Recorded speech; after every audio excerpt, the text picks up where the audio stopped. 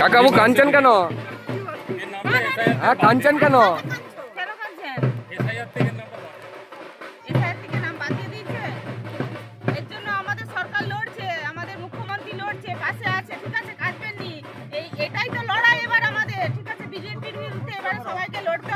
দিদি পাশে আছে, আমরা পাশে আছি, ঠিক আছে? কাঁদবেন না, আমরা আছি। এই বয়সে দিলে কি এটা? এই বয়সে এসে আপনাকে প্রমাণ দিতে হচ্ছে, হ্যাঁ, যে আপনি এখানকার নাগরিক কিনা।